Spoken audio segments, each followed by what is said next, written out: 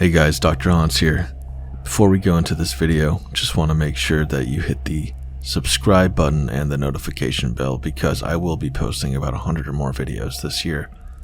And don't want you guys to miss out. Now, today's video is another volume of true paranormal stories. Let's dive in.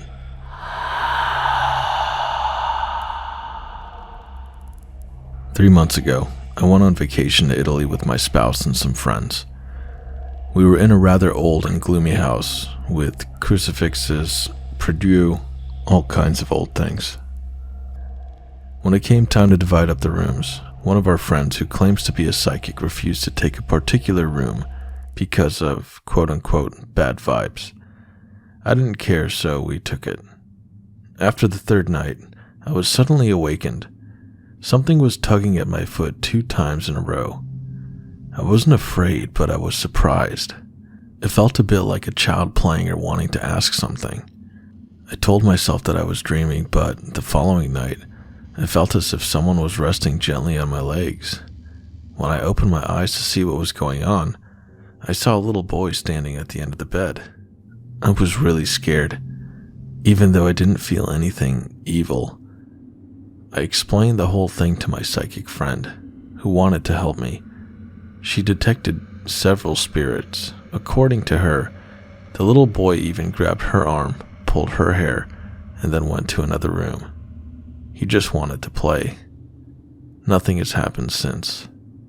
Recently, however, strange things have been happening. I wake up several times for no reason at night with the feeling that something is wrong. Nothing bad, just I'm pulled from my sleep.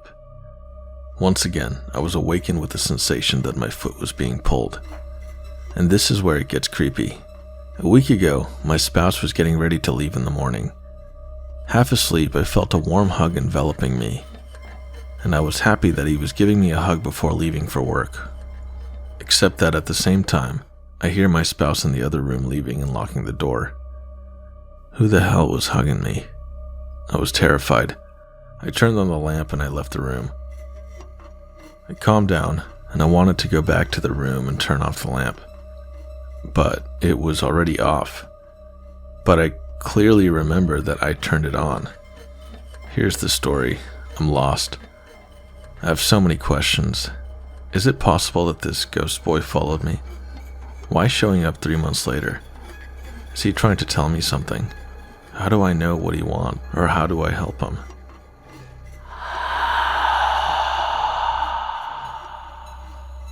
There is a place in Nova Scotia known locally as Little Girl's Grave.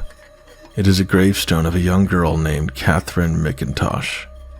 She died of an illness and was originally buried in McLennan Cemetery. However, due to a dispute with a neighbor, her body was dug up and moved to the side of Greenville Road in front of the family farm. One night I went with 2 friends to visit the gravestone. It was a dark and gloomy night, driving down the eerie winding dirt road until we came upon the location. We brought a toy to leave at the gravestone. The local lore surrounding this site says to leave a toy for her and to never take a toy away. It wasn't until we left and began driving down the dirt road that we had a paranormal experience. We noticed on the front windshield in the condensation a small child's footprint on the glass. It was so detailed and human-like, it scared us quite a bit to say the least. One of the friends I had visited the gravesite with worked with me at the same restaurant at the time. A few days after we had visited the site, we were working together and we both heard something truly bizarre. It was the sound of a child laughing, very faintly. We both stared at each other in disbelief. We had no idea where the sound originated from whatsoever, as there was no one around except for the 2 of us. Not long after this, we had a falling out and have not spoken with each other since 2013. This is one of the only paranormal experiences that I've encountered in my life. If anyone who reads this has had any similar experiences at this gravestone, please share it with us.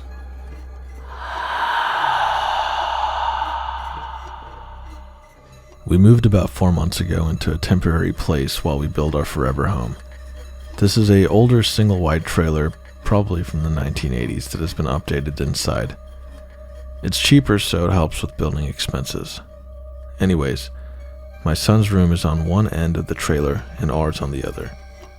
We frequently go to the bathroom throughout the night next to his room. Several times now, we have went to use the restroom and heard my son giggling and talking to himself. In complete darkness, by himself. Sometimes you can hear what he's saying. "That tickles. You're funny," etc. Now my significant other says he has heard him around 3 to 4 a.m. most times. I've heard him around 5 to 6 a.m. My son stays with my ex-husband half the week. We have 50-50 custody. And when my son isn't here, we have heard things from his room. My significant other has heard giggles and muffled talking. Toys randomly come on. However, we always find logical reasons to dismiss it. We live next to a 24-hour gas station about 20 yards from my son's window, and figure it's people talking over there. Plus, we have 2 cats that may sneak in his room and knock toys on. That being said, this morning my son told me there is a boy in his room, and he tickles him. This totally has me freaked out. Backstory on my son: he's 5 years old and is diagnosed with autism. He was nonverbal until last year. We do struggle with complex conversations, so asking him to describe what he sees just doesn't work well yet. He is a very happy, loving child. Since moving, he seems to be acting the same, just these issues at night where he is awake, which is causing him to be sleepy during the day. So, is this a ghost? Imaginary friend? Just hoping someone has had a similar situation. Our home is projected to be done in September, so we will be here for several more months.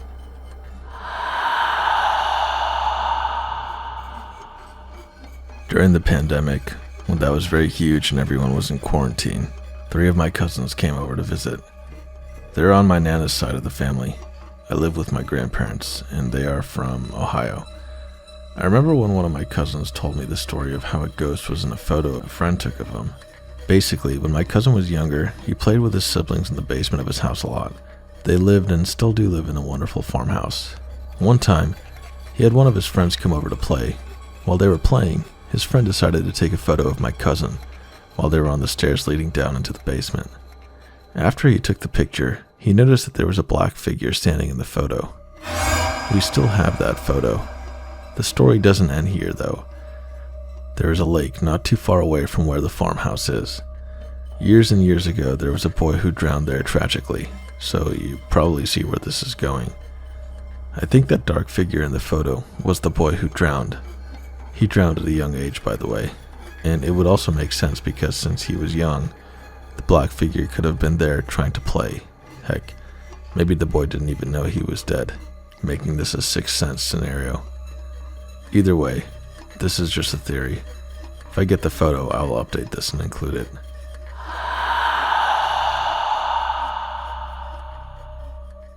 My wife and I moved into our old house in New England in summer of 2000. We had looked at dozens of houses, but this one just immediately felt like home. Soon after, we invited our good friend James and his husband up for a weekend. Keep James and his husband in mind. We were pretty well into getting our late night party on, playing cards, drinking, smoking in the dining room. Out of the corner of my eye, I saw, very vividly, an older woman with jet black hair sitting next to the old upright piano in the corner. The piano came with the house. We specifically requested that the previous owner include it in the sale because it was so cool, and we didn't have much furniture. It wasn't even slightly scary. In fact, it was just like she was hanging out. I mentioned it to everyone and we laughed it off. Drinking and fun continued through the night. I was never really a ghost believer and still a skeptic 100%, but the rest of the story really makes me wonder. Several weeks later, we met a neighbor from down the street who lived in the neighborhood for 45 years. "You live in the Muriel King house," she tells us. Muriel was a really interesting lady. She was a famous fashion designer in the 1930s that lived there alone after her husband committed suicide. Very tragic, but she was an interesting lady, very independent and ahead of her time. She traveled all over the world. She was Greek, I think. Greek? I ask. Weird question, but did she have black hair? Yes, she had jet black hair even when she was an old woman. It was very striking. Yep, I got the chills right then. Many weeks later, I met another neighbor from down the street that had lived there for 60 plus years, and he starts telling me about Muriel. She was a famous fashion designer. She designed gowns for Rita Hayworth and all the classic film stars, and she designed costumes for Broadway plays too. Her parties were legendary, he tells me. She used to have all her gay boyfriends from Broadway come up on the train, and they'd drink and sing show tunes at the piano in the dining room all night long. Yup, now this could all be coincidental, but it just seems too much to be so. But she must have been an awesome woman. People from around the town have given us some of her original drawings and even an unfinished dress she was working on. There haven't been any more Muriel sightings, but shortly after my wife got pregnant, about 20 years ago, we both awoke up out of a cold sleep at the same time and looked at each other like, what the fuck? And then our bedroom door slammed. Hard. We like to think that Muriel wasn't a fan of kids. She never had any of her own. So she was like, later y'all, I'm out of here. Other than that, nothing's really happened that's given us the chills. I mean, it's more in a good way, like she might hide my keys whenever I smoke too much weed or get drunk.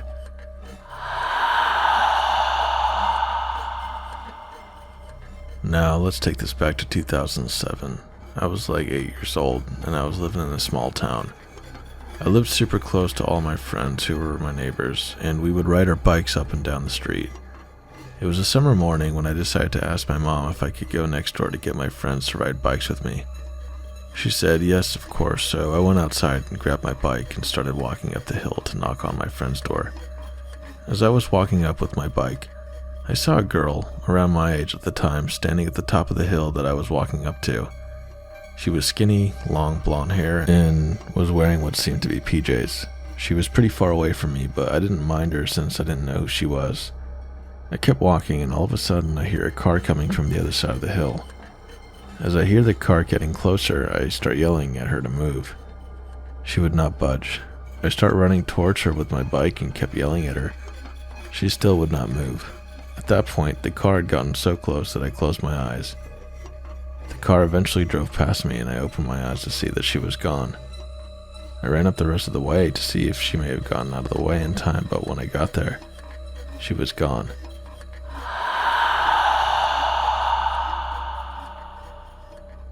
My boyfriend, my dog, and I just moved cross-country into a very old town with a dark history. We were renting a home, and since day one I've felt uneasy about the basement. My dog has had extremely abnormal behavior whenever going into the basement as well. While staring into the room that makes my hair stand up, he began urinating, no squat or anything, before running up the stairs and refusing to come down for several days.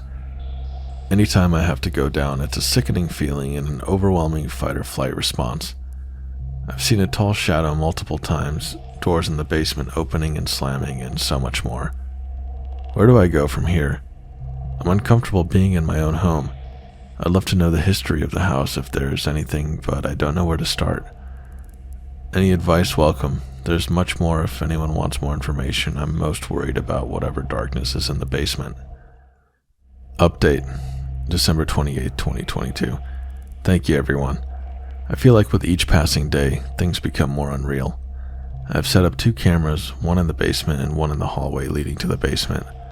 I've read so much about orbs not being much proof, but the camera in the hallway has caught orbs at 4 a.m. only most nights. We also discovered the house has been cleansed previously with sage oil and crosses above every doorway, windows, and mirrors except in the basement. I've spoken with several very spiritual people, and they recommended salt, sage, and blessing the home. I have placed salt down, and I was gifted sage, but I don't believe it is a good idea for me to use it, especially because at this time I lack the courage to face whomever is taking up our space confidently. I have contacted a local church to see about having the home blessed.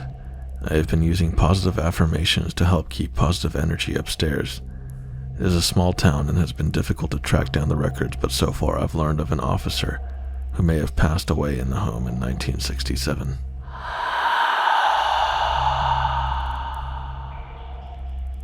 I've lived on this property all my life with my parents, and now on the same property my husband and I have a home together. All my life since I've lived here, I've seen and heard things of the paranormal phenomena. Decades ago, someone was doing excavating work working in a bobcat, and the ground started sinking too much. The equipment fell in, burying him alive. A historian told us years ago that Native Americans once resided in this property as well. I cannot remember which tribe, but I'm sure a mix of that, plus maybe some other stuff we're not aware of, play a role in the paranormal experiences that happen on this place.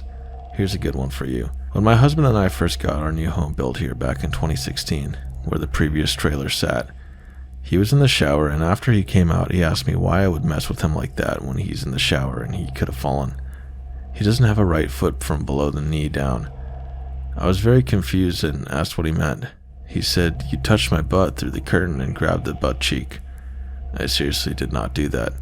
I wouldn't do anything to make him fall and hurt him, so something definitely grabbed his butt cheek in the shower. There's other things that have happened here too. When I was a teenager, I was laying in bed in my room watching TV with the lights off since it was late and I was trying to go to sleep. All of a sudden, a huge black blob flew across the top of my room, appearing at the one corner above the TV and then went to the other side, disappearing into the ceiling the same way it appeared. I was very scared that night and felt so uneasy.